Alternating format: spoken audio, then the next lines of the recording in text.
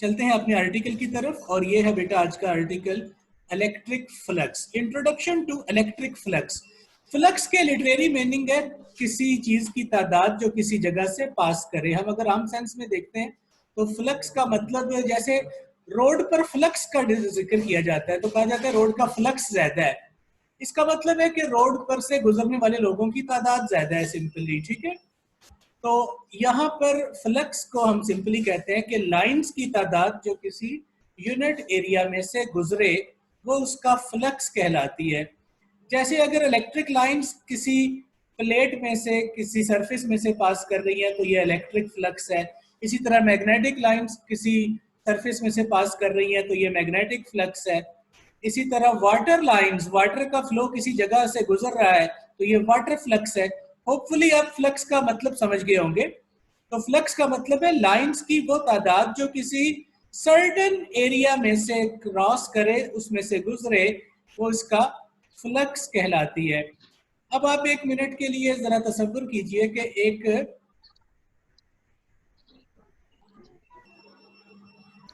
Minute के लिए तसव्वुर कीजिए कि आपके पास एक प्लेट है और उस प्लेट को बिल्कुल आपने, शीशे की बनी हुई प्लेट है और बल्ब के बिल्कुल सामने यानी 90 डिग्री पे आपने उस प्लेट को रखा है और उस प्लेट को आप बल्ब के सोर्स से जैसे जैसे दूर करते जाएंगे तो आप कहेंगे कि लाइट का फ्लक्स कम हो रहा है, यानी इसमें से लाइट रेडिएशन कम गुजर रही है। और अगर आप इसको प्लेट को उस बल्ब के सोर्स के करीब लेके आएंगे तो then you come to now के फ्लक्स जो है वो इसका बढ़ता जाएगा। जी भैया, कुछ बातें नहीं करो, आपकी डिस्टरबेंस आ रही है। तो ये तो फ्लक्स की सिंपल डेफिनेशन थी कि लाइंस की वो तादाद जो यूनिट एरिया में से गुजर रही हो। वो लाइंस कुछ भी हो सकती हैं। इलेक्ट्रिक लाइंस हैं तो इलेक्ट्रिक फ्लक्स, मैग्नेटिक लाइंस हैं तो उसको मैग्नेटिक फ्लक्स कहेंगे, वाटर लाइंस हैं तो वाटर फ्लक्स कहेंगे, वो फील्ड लाइंस किसी भी फील्ड की हो सकती हैं। तो हमारा चूंकि आर्टिकल है इलेक्ट्रिक फ्लक्स, तो इलेक्ट्रिक फ्लक्स की डेफिनेशन ये है कि इलेक्ट्रिक लाइंस ऑफ फोर्स जो किसी एरिया में से गुजरे वो उसका इलेक्ट्रिक फ्लक्स कहलाता है। Simply electric flux basically lines की वो तादाद है जो यूनिट एरिया में से गुजर रही है। इसको बेटा इसकी मैथमेटिकल डेफिनेशन कुछ इस तरह है कि इसको डिफाइन किया जाता है दो वेक्टर्स के डॉट प्रोडक्ट से। क्योंकि इसको एक्सप्लेन करना है हमने, लेकिन पहले डेफिनेशन देख ले मैथमेटिकली कि डॉट प्रोडक्ट है दो चीजों का, electric field intensity and vector area. यहाँ पे ये जो वेक्टर एरिया है ये एक इंपॉर्टेंट टर्म है क्योंकि इससे पहले आपने इस टर्म को किसी भी जगह पे डिस्कस नहीं किया हुआ। सो आपने तो ये पढ़ा है कि एरिया एक स्केलर क्वांटिटी है, लेंथ इनटू विड्थ। तो ये वेक्टर एरिया क्या चीज आ गई, तो इसको अब हम एक्सप्लेनेशन में जरा डिटेल से देखेंगे। फिल वक्त आप देख लें कि ये इलेक्ट्रिक फ्लक्स दो वेक्टर्स का डॉट प्रोडक्ट है, ई और ए, ई वेक्टर और ए वेक्टर, एरिया वेक्टर एरिया। और आप ये जानते हैं कि जब भी डॉट प्रोडक्ट लिया जाए दो वेक्टर्स का तो रिजल्ट स्केलर आता है। तो सिंपली इसके बारे में देख लें कि फ्लक्स एक स्केलर क्वांटिटी है जिसका एस आई यूनिट होगा, ई और ए का यूनिट कंबाइन कर दें तो बनेगा न्यूटन मीटर स्क्वायर पर कूलम। क्योंकि ई का यूनिट था इलेक्ट्रिक इंटेंसिटी का, न्यूटन पर कूलम, और एरिया का है मीटर स्क्वायर। तो फ्लक्स एक स्केलर क्वांटिटी है। वैसे भी लाइंस की तादाद है तो नंबर तो कोई वेक्टर नहीं होता ना। तो ये वेक्टर एरिया को पहले अंडरस्टैंड करेंगे तो देन आपको इस मैथमेटिकल फॉर्म की समझ आएगी। मैं फिर बताता चलूं, वेक्टर एरिया आज की एक नई टर्म है आपके लिए, तो मैं वेक्टर एरिया को एक स्लाइड पे पहले बता देता हूं वेक्टर एरिया क्या चीज है। आइए वेक्टर एरिया को समझते हैं। बेटा इसकी डेफिनेशन तो बड़ी सिंपल है कि the area which has magnitude equal to surface area। यहां तक तो बात है ऐसा एरिया जो सरफेस एरिया की मैग्नीट्यूड के बराबर होता है, यानी जिसकी मैग्नीट्यूड सरफेस एरिया के बराबर होती है। लेकिन यहां से फर्क पड़ता है, लेकिन इसकी एक डायरेक्शन होती है, but directed normal to surface, यानी किसी भी सरफेस के 90 डिग्री पे इसकी डायरेक्शन होती है। अच्छा इसका मतलब क्या है, देखिए बेटा ये आपके सामने एक सरफेस पड़ी हुई है और आपको नहीं पता, देखें वैसे तो आप किसी भी सरफेस को देखते हैं तो आप अंडरस्टैंड कर जाते हैं कि ये सरफेस की ओरिएंटेशन क्या है, ये किस तरफ को पड़ी है। लेकिन पेज के ऊपर और बोर्ड के ऊपर या स्क्रीन के ऊपर इसको समझाने के लिए कि सरफेस किस तरफ पड़ी है, हमें एक लाइन लेनी पड़ती है जो सरफेस के नॉर्मल होती है 90 डिग्री। जरा इधर देखिए, ये 90 डिग्री पे जो आपको ब्लैक कलर की लाइन दिखाई गई है, जरा इसको गौर से देखिए। इसके साथ हमने लिखा है वेक्टर एरिया। तो वेक्टर एरिया क्या है? सरफेस के बराबर इसकी मैग्नीट्यूड है, लेकिन सरफेस के परपेंडिकुलर, यानी जिस तरफ ये लाइन दिखाई जाएगी उसके परपेंडिकुलर सरफेस पड़ी होगी, तो आपको सरफेस की ओरिएंटेशन समझना आसान हो गया इस लाइन की मदद से। अगर मैं इस लाइन को मिटा दूं तो आपके लिए कंफ्यूजन होगी। जैसे एक और डायग्राम में देखिए, जैसे ये एक सरफेस पड़ी है, अब आपको कैसे पता लगेगा कि ये सरफेस किस तरह पड़ी है? तो जरा गौर कीजिए, ये वेक्टर एरिया है, तो इस वेक्टर एरिया के अकॉर्डिंग आप सेलेक्ट कर लेंगे कि ये सरफेस जो है जिस तरफ ये लाइन दिखाई है उसके 90 डिग्री पे सरफेस को पड़ा हुआ है। यानी आप ये समझ लीजिए कि ये सरफेस इस वेक्टर एरिया के 90 डिग्री पर है और ये सरफेस इस वेक्टर एरिया के 90 डिग्री पर है। अब मैं जरा इसको इरेज करता हूं।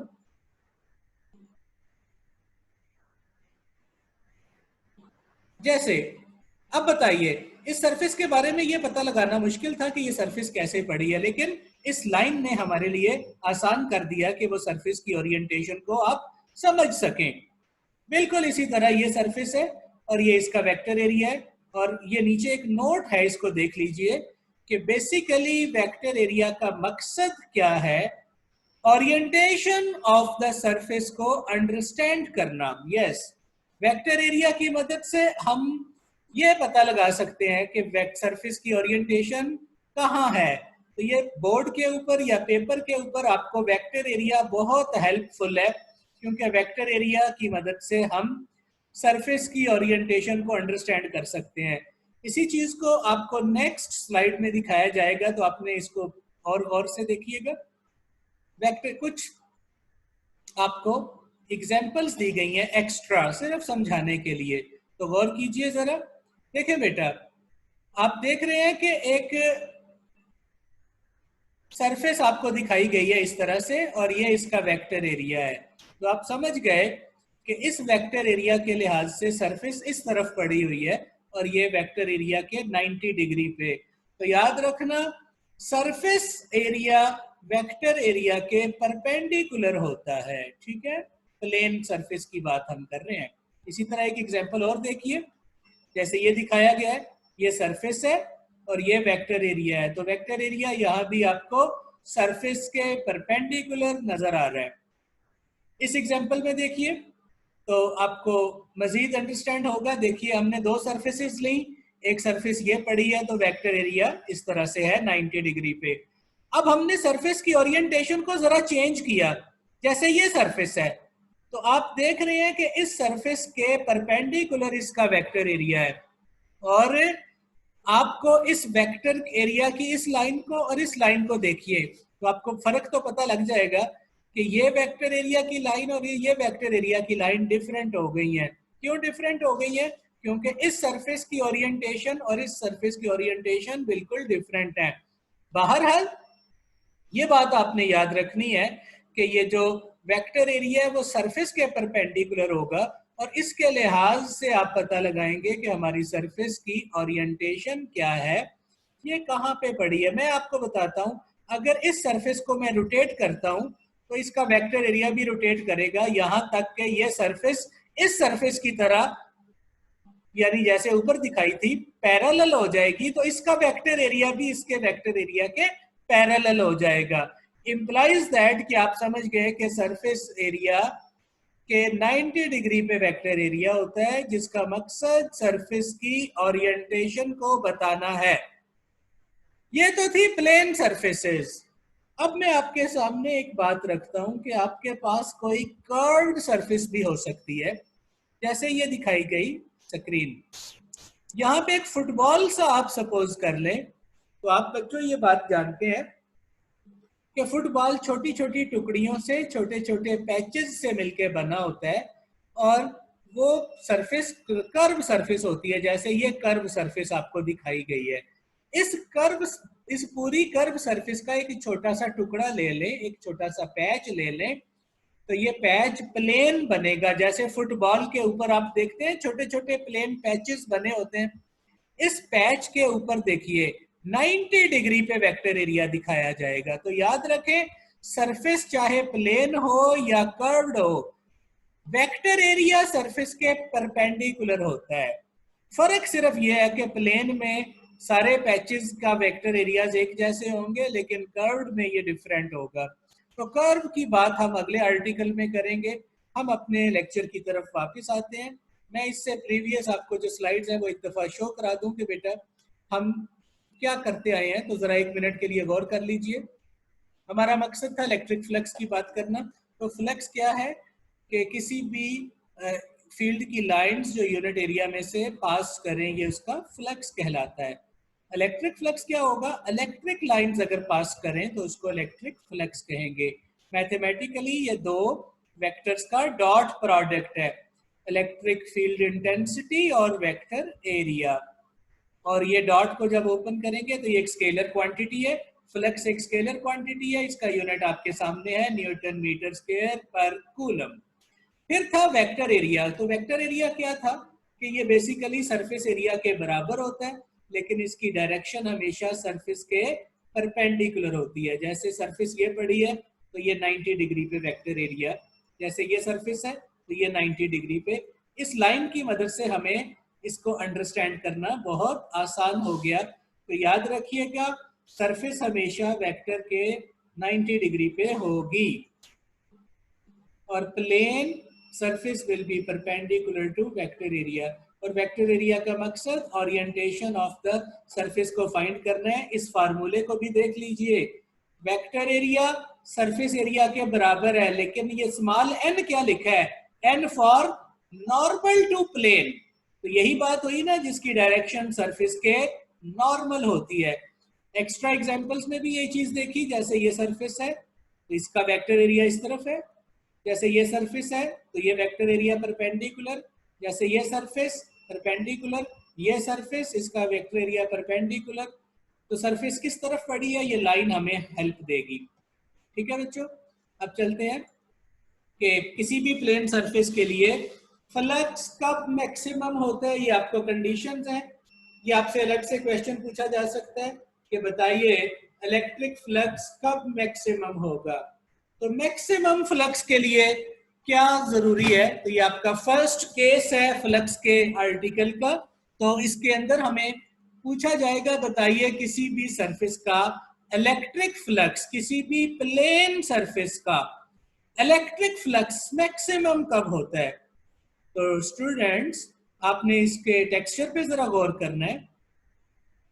बेटा जब सरफेस रखी जाए परपेंडिकुलर टू इलेक्ट्रिक लाइंस, तो याद रखिए इलेक्ट्रिक इंटेंसिटी और वेक्टर एरिया के दरमियान एंगल 0 होता है। यहाँ पे आपको मैं बताता चलूं कि जब भी ये बात एमसीक्यू में पूछी जाती है बच्चे कंफ्यूज हो जाते हैं। वो सवाल कर रहा होता है सरफेस एरिया से और आप जवाब दे रहे होते हैं वेक्टर एरिया से, या वो सवाल करता है वेक्टर एरिया से और आप आंसर कर रहे हैं सरफेस एरिया से। तो आपने याद रखना कि जब सरफेस एरिया परपेंडिकुलर होगा तो वेक्टर एरिया पैरेलल होगा। ठीक है, इसको डायग्राम से आप अंडरस्टैंड ज्यादा बेहतर तौर पर करेंगे। तो ये दिखाई जा रही है डायग्राम आपको, देखिए ये जो आपको लाइंस नजर आ रही हैं ये इलेक्ट्रिक फील्ड लाइंस हैं जो लेफ्ट से राइट गुजर रही हैं। ठीक है, और जरा गौर कीजिए इन लाइंस के परपेंडिकुलर हमने सरफेस को रखा है। ये जो आपको येलो कलर की सरफेस नजर आ रही है ये, तो आप जरा गौर कीजिए कि सरफेस रखी गई है परपेंडिकुलर किसके? इलेक्ट्रिक लाइंस के। अच्छा बच्चों, अगर सरफेस लाइंस के परपेंडिकुलर रखी गई है तो आप देखिए सरफेस के परपेंडिकुलर क्या होता है? Vector area. तो यू कम टू नाउ कि इस केस के अंदर इलेक्ट्रिक इंटेंसिटी और वेक्टर एरिया दोनों पैरेलल हुए। तो ये बात समझ आई आपको कि इलेक्ट्रिक इंटेंसिटी और वेक्टर एरिया के दरमियान जो एंगल है वो 0 हुआ। तो याद रखना, जब सरफेस परपेंडिकुलर रखी जाएगी तो इलेक्ट्रिक इंटेंसिटी और वेक्टर एरिया ये दोनों आपस में पैरेलल हो जाएंगे। और अब आप ये देखिए, इस केस के अंदर ज्यादा से ज्यादा लाइंस इसके अंदर से क्रॉस करेंगी। ठीक है, तो इसका जैसे ये डायग्राम है कि इलेक्ट्रिक फील्ड और वेक्टर एरिया दोनों पैरेलल हैं। तो इस केस में आप फ्लक्स का फॉर्मूला आप जानते हैं, E डॉट ए, ये ए वेक्टर एरिया है। जब डॉट को ओपन करते हैं ई ए कॉस थीटा, और जब चूंकि एंगल वेक्टर एरिया और फील्ड के दरमियान है तो ये एंगल 0 है। कॉस 0 आप जानते हैं कि 1 होता है, सो फ्लक्स आएगा मैक्सिमम, और इसकी वैल्यू E और A का प्रोडक्ट होगी। So this is the thing कि बच्चों, फ्लक्स को अगर हम मैक्सिमम चाहते हैं तो उसके लिए क्या होना चाहिए, उसके लिए सरफेस परपेंडिकुलर होनी चाहिए ताकि इलेक्ट्रिक इंटेंसिटी और वेक्टर एरिया दोनों पैरेलल हों। जब तक ये दोनों पैरेलल रहेंगे फ्लक्स मैक्सिमम रहेगा। अब मैं आपके सामने एक बात करता हूं कि मैं इस सरफेस को रोटेट करना शुरू करूं। जब इस सरफेस को रोटेट करेंगे तो फ्लक्स डिक्रीज होना शुरू हो जाएगा, और एक वक्त ऐसा भी आएगा कि फ्लक्स मिनिमम या 0 हो जाए। तो पहला केस तो हमारा कंप्लीट हुआ कि फ्लक्स मैक्सिमम कब होता है। तो आपको याद हो गई, हो जानी चाहिए ये बात कि जब सरफेस परपेंडिकुलर हो तो वेक्टर एरिया पैरेलल होता है, तो देन फ्लक्स मैक्सिमम होता है। अब मिनिमम के केस को देखते हैं। तो बच्चों, मिनिमम फ्लक्स कब होगा? देखिए, जब सरफेस को रख दिया जाए पैरेलल तो फिर वेक्टर एरिया इलेक्ट्रिक फील्ड के परपेंडिकुलर होगा। देखें, फर्क याद रखना है। जैसे प्रीवियस केस में हमने क्या देखा कि जब, देखिए जरा, जब सरफेस परपेंडिकुलर होगी इलेक्ट्रिक लाइंस के तो वेक्टर एरिया पैरेलल होगा।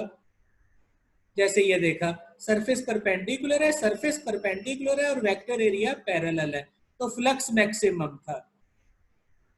लेकिन अब क्या है, मिनिमम के केस में जब सरफेस पैरेलल हो जाएगी तो फिर इलेक्ट्रिक फील्ड इंटेंसिटी और वेक्टर एरिया इनके दरमियान एंगल 90 होगा। जरा देखते हैं इसको। ये फील्ड लाइंस आपको दिखाई गई हैं, ये आपको नजर आ रही है इलेक्ट्रिक इंटेंसिटी, और देख रहे हैं सरफेस भी इलेक्ट्रिक फील्ड के पैरेलल पड़ी है, ये वाली सरफेस। तो क्या हुआ कि सरफेस इज हेल्ड पैरेलल। तो आप बेटा देखिए, इसी सरफेस के परपेंडिकुलर वेक्टर एरिया है, तो गौर से देखिए ना, इलेक्ट्रिक इंटेंसिटी और वेक्टर एरिया दोनों के दरमियान एंगल कितना हुआ, 90। आप जरा कॉमन सेंस को यूज कीजिए। क्या ऐसे केस में कोई भी लाइन इसके अंदर से गुजर सकती है? बिल्कुल भी नहीं गुजर रही। सारी की सारी लाइंस जो हैं वो सरफेस के पैरेलल होने की वजह से इसको क्रॉस नहीं कर रही, तो फ्लक्स 0 होगा। आप चेक कर लेते हैं। जैसे ये केस है, इलेक्ट्रिक फील्ड इस तरफ को है, वेक्टर एरिया ये है, एंगल 90 डिग्री है दोनों में। तो बच्चों, आपने याद रखना है कि जब सरफेस पैरेलल हो जाएगी इलेक्ट्रिक लाइंस के तो फिर फ्लक्स 0 होगा, क्योंकि E और वेक्टर एरिया दोनों परपेंडिकुलर होंगे। फॉर्मूले से चेक करते हैं। E डॉट ए, यहाँ पे एंगल 90 है, E A cos theta, dot को ओपन किया। जब एंगल 90 हो तो बेटा cos 90 0 होता है। जो cos 90 0 आएगा तो टोटल फ्लक्स आपका आ गया 0। shows electric flux will be 0 which is minimum। ठीक है, तो आपको पता लग गया फ्लक्स मैक्सिमम कब है। फ्लक्स मैक्सिमम कब था? जब आपने देखा कि जब सरफेस एरिया परपेंडिकुलर हुआ तो दोनों वेक्टर एरिया और इलेक्ट्रिक फील्ड पैरेलल हो गए। इस केस के अंदर आपने देखा ज्यादा से ज्यादा लाइंस इसके अंदर से क्रॉस करेंगी। ठीक है बच्चों, तो इस केस में फ्लक्स क्या हुआ था, मैक्सिमम। अब मिनिमम कब हुआ था? जब सरफेस पैरेलल हो जाए तो वेक्टर एरिया फील्ड के परपेंडिकुलर हो जाता है। ऐसे केस में कोई भी लाइन एरिया में से पास नहीं करती, तो इस केस के अंदर फ्लक्स हो जाता है मिनिमम। लेकिन एक केस आपको मैं बताऊं बाजों का फ्लक्स ना तो मैक्सिमम होता है ना मिनिमम होता है। तो अगर सरफेस जो है वो इस तरह से रखी जाए कि उसका vector area electric field intensity के ना तो पैरेलल हो और ना ही एंटी पैरेलल हो और ना ही परपेंडिकुलर हो, तो उस केस में फ्लक्स यकीनन ना तो मैक्सिमम होगा और ना ही मिनिमम होगा। जैसे आपको थर्ड स्लाइड, इसके नेक्स्ट स्लाइड में बताया जा रहा है कि जब सरफेस इस तरह से रखी जाए, when surface is held such that कि उस सरफेस का वेक्टर एरिया फील्ड लाइंस के साथ थीटा एंगल बना रहा हो, और ये थीटा ना तो जीरो है और ना ही 90 डिग्री है। इस केस में हम क्या लेंगे, जरा इस जुमले को देखिए। हम उस एरिया का, वेक्टर एरिया का प्रोजेक्शन लेंगे।